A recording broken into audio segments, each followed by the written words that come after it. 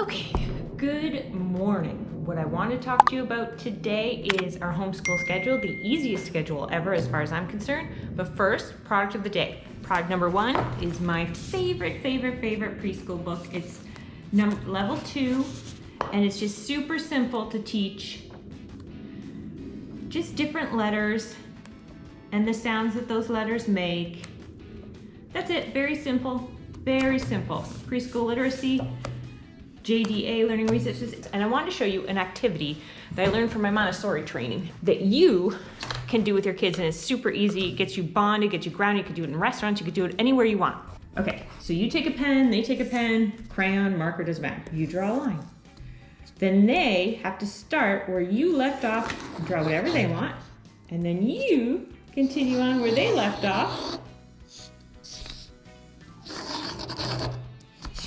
And it's a fun bonding activity that requires no prep and can really put you and your child back on the same page together, kind of in line together, doing something together. Ooh, okay, so what I'm gonna show you on the screen is the easiest schedule. Now, first, step one is when we wake up, we do reading, because you glean a lot of information and you impart a lot of information when reading to your kids. Just random reading, just books you have grabbed out of the library. Yesterday I got, I think 52 books or something. And every morning I go in, wake them up, lay in bed with them, pull out the books and start reading until they are fully awake and start jumping around.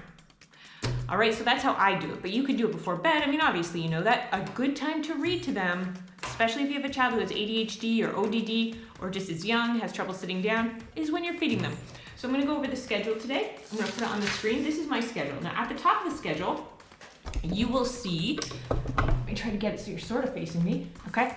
So at the top, you'll see love, kindness, passion, gratitude. Those are things that I want to remember when teaching, like when homeschooling, if you will. So when it says reading and math, I don't mean that I'm reading to them. I mean that I'm teaching them to read, and math is math. So something to do with language arts. So you could even put, if you have kids that are a bunch of different ages, put language arts there. So every day you do something, or every school day, you do language arts and math. Language arts and math, and you pick up where you left off. It's not a complicated thing. We just pick up where we left off. So for example, because I have different children at different levels in language arts, I split it all up, right? So we got vocab here, we got this here, we got this here, we got spelling over here. What I do is say, until they've mastered reading, say for 3 months we focus on, or 2 months, whatever, we focus on reading. And then maybe we either add in a subject below, or we could switch out reading. If they're proficient enough, we could switch it out for some other, like spelling or some other language arts things that requires a lot of focused attention. Okay, so those two are done every day. Manners, affirmations, let me show you my cards. First off, when we get to the table, so we've done reading, then we're hanging out, we're having fun. And then, okay, when it's breakfast time, everybody sits down, breakfast or lunch usually. Affirmation card time. I am courageous. I am courageous. Everyone repeats it, and I try to remember at night when I put them to bed, and we try and repeat it again. We got manner of the week. Manner of the week. This week we're focusing on greet people joyfully. Greet people joyfully. And then it's got a little blurb on the back. Okay, but you don't need my help for manners. These are just ideas. This is just what I do. And then there's a vocab book. We can go through the vocab book, or we can do the art book. And I pull up the art and we discuss, some type of focused art, I want to say genre, because I have the art encyclopedia. I believe it's the art encyclopedia for children.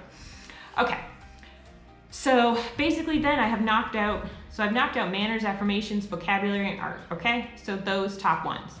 Now granted, every morning what I usually do though is I look at, okay, we're gonna do reading, we're gonna do math, but I choose from the manners, affirmations, we automatically do that. The art, we usually do it too, but I go through this list and I decide what are we gonna do that day? Like what's most important that we cover that day, aside from reading and math? Because math doesn't take that long and reading doesn't take that long. Because I'm teaching them to read, it's like a 15-minute lesson, honestly, for each. For the math, especially because it is math with confidence is 15 minutes. Even if we do math, it's still not long.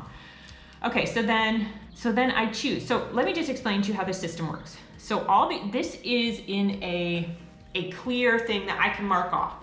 And that's just for my personal thing that day. What do I feel like doing? Do I want to do Brave Writer? Do I want to do science? Do I want to do history? Do I want to do geography? What do I want to focus on besides, say, the reading and math? Like, which of those topics do I want to focus on? Because I could do it over lunch too.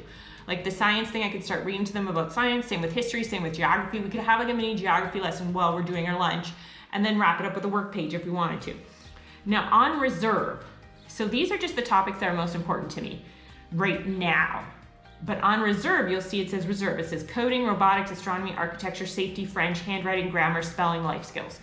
Now I can take any one of those topics at any time and sub it out, create a new list and sub it out, because maybe one of those become my most important, or maybe I decide I'm going to do, a 6-week lesson on astronomy or 3-week lesson on astronomy, and that's what I'm going to focus on. Or we have an architecture program, maybe I'm going to do, 3 weeks of architecture, just so I don't forget them. That's mainly what that part is for. So it's a relatively relaxed schedule. There's not a lot of pre-planning, because then it's like, okay, well, you guys got to play while I set up. Because after breakfast, we've done some stuff. Okay, you guys go play, because I got to set up for your math and for reading. And that's when I go through and figure out what we're doing for math and reading. But during breakfast usually, or lunch, it's the science, the history, the geography. Now, yeah, that's about it. I mean, any one of those topics. Now, the thing is you have to reevaluate. So like every 6 weeks, you got to sit down and be like, okay, where are we in math? Where are we in reading? What other topics, like what should I really focus on for the next 6-week period? Do we need to do a lot more science to make sure we're like, just so I'm sure I'm covering enough? I don't follow too much schedules. When someone gives me a schedule with their curriculum, immediately I ignore it. I toss it out, like it means nothing to me. Because every curriculum has like 4 schedules. So it means nothing, especially it also means nothing because I decided to go year round. So there's not this added pressure of 4 days a week, we gotta do this. But even if there was, I would still do this schedule. I would still do this. And like I said, you evaluate. So at 6 weeks, if you're like, you know what?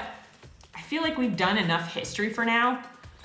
Why don't I just take off history, ignore history, and either focus on geography or science for the next 6 weeks, or, it can be a day-by-day thing. Or why don't I sub in handwriting and really get some handwriting in there so that, a couple times a week on top of the reading and math, we do handwriting.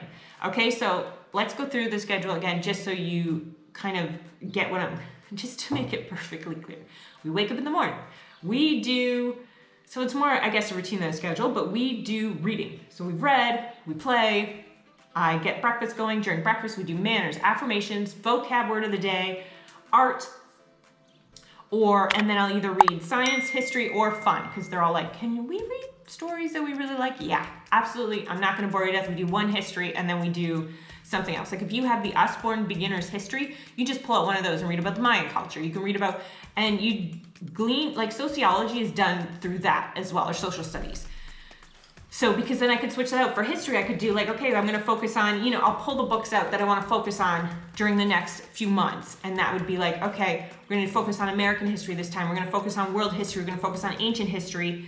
And then I got some books ready to go. So like that week, I'll be like, you know what? I want to do some more ancient history. I'm going to look up some ancient history books in the library and get those ready, or maybe an ancient history activity, right? But it's not planned out. I have these sitting there and it's like, okay, so I look through my pile. I look through this list, I look through my pile and be like, okay, what do I want to talk about today? What do I feel like talking about today? Because some days, there's some kids that it's not going to happen. And because there's some days that occasionally that I don't want it to happen. Occasionally. Very rarely, but every once in a while, maybe, I don't know, a few times a year, I guess, I'm like, I'm not doing anything. You know what I mean? Like, so I like a relaxed schedule. I like to keep my anxiety down. And I like to make sure that they are well educated. And that's how I do it. So again, if there's anything like coding, this year I decided that I was going to wait until they're older to do coding, but they can also do CodeSpark for coding. They learn a lot of coding through CodeSpark and I think it's really fun. Like they beg me a lot to do CodeSpark and I'm like, well, are your chores done? Is your list done? Your personal responsibility and your chores and your exercising, is all that done? Your schoolwork done? All that stuff. So yeah, so that's just how I do it and that's what I focus on. So if I want to do like life skills or safety, I have a safety curriculum. If I want to pull that out and be like, you know what, for the next week, I'm going to read that during, I call it morning basket. It's morning basket without a basket though, because it just happens at breakfast because they're sitting and I read in bed because they're laying down. So that's how I do it.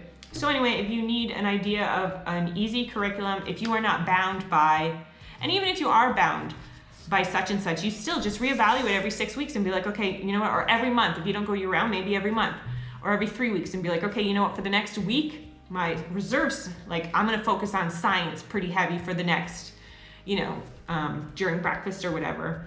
That's the subject I'm gonna focus on besides the manners affirmation, and maybe I won't do the art book for a week, and instead I'll discuss it. That'll give me even longer history or even longer science time.